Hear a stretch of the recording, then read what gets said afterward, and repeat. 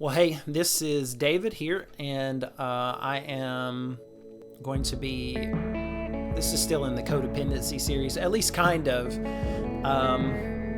So, a few years ago, my life kind of went into chaos, and during that time, I picked up some things, 7 things, but that I do when I'm starting to, I don't know, like when I don't have peace in my heart, when I don't have peace in my mind.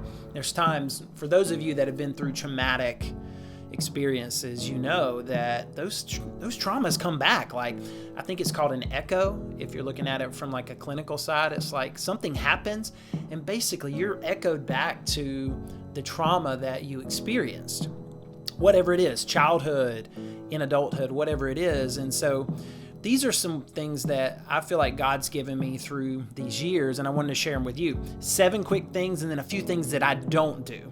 And so I think it's good, man, in your own life to figure out the things you do in order to maintain your peace with God and peace, your center, basically, inside of yourself. And then there's things that you don't do that also can uncenter us. Like maybe we're already uncentered a little bit, and we'll go over the edge. And that's where we make bad choices. And we step, maybe more into sin or more into bad decisions or lifestyle or whatever. So these are the 7 things that I do that keeps peace in my heart and my mind.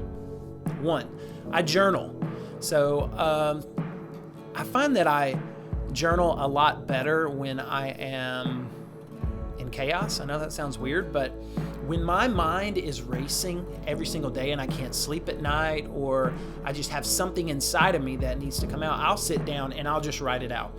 And I've turned into, I write like every little thing. I almost say it's like I'm a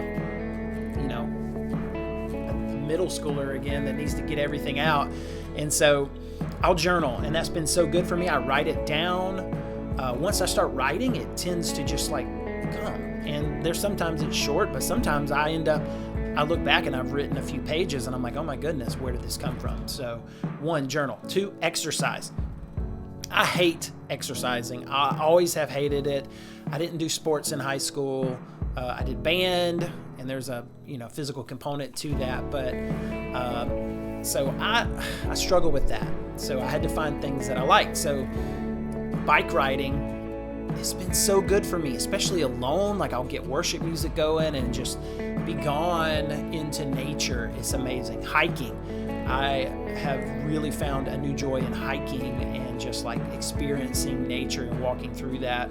I don't like doing that alone, but hiking's great. Kayaking, just like the fun and the adventure of it has been great. So any type of exercise gets you out, gets you moving is great. Yoga. I cannot say enough about what yoga has brought to my life, mentally, spiritually. I am a follower of Jesus, and man, yoga has just helped me in so many ways to slow down, to center, to feel through my entire body, and just to let the Holy Spirit wash over me in new ways. It's challenging, but also at the same time, it's such a rest. 4, pray for others. So here's what happens in our minds.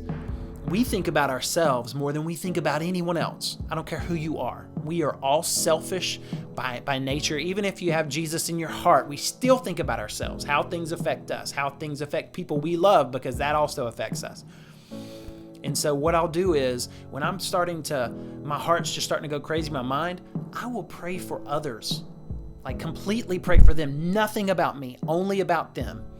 And I'll pray for people outside of my family group, people that I don't always talk to. I care about them, but I'll make sure to pray outside of that, or even just pray for our nation and pray for what's going on spiritually in our country. Pray for people to get saved at churches and throughout the week. Just praying outside of ourselves, praying just the will of God. 5, projects. So you probably can see this little door. I don't know if I can point at it. So right there. So that door was a project. I had 2 doors that were just trash outside my house, and I tore one apart and made a shelf out of it. And so I just looked up how to do it. I did it, cut things down. It was not easy. I bolted it into the wall. But projects like that, I've done several of those through these years, and I actually enjoy it. It's a new type of a feeling that I've never had because I've never been handy or did projects throughout my life. And so this is nice. So I have plans to do more woodworking in the future and to get tools to be able to do that and do that safely. So projects, man, find you a project that you've never done before. Maybe it's an art project. Maybe it's learning how to be a graphic designer. Maybe it is just as simple as, something in your yard, making a plant garden, whatever it is. 6, cooking. Man, I have enjoyed cooking so much and learning about foods and learning how they work together. And man, just cooking has been just such a joy for me, and to be able to see what I like and what's healthy and what's not. And I've enjoyed that. I also got a smoker from a buddy, and I have enjoyed slow, smoking meats, and being able to watch that. Only almost burnt down my house one time, but we can talk about that maybe in another video. Cooking. Baking. I haven't done as much baking recently, but I do enjoy it because the difference between cooking and baking, and so really these could be kind of pushed together, but the difference between cooking and cooking is experimental and you can run with it. Baking is precise. And so it kind of hits both sides, like the creative side of going, but then there's also trying to be precise. And I've done it where I haven't been precise and it doesn't come out right. And when I am precise, it does come out right. So it just gets my mind going, and it's obviously just such a hard thing too. So those are 7 things that I do to keep my heart and my mind. You need to figure out what you need to do in order to keep your peace in your heart and mind. Here's the things that I don't do, especially when I'm in chaos. I don't drink alcohol. I did that early on, and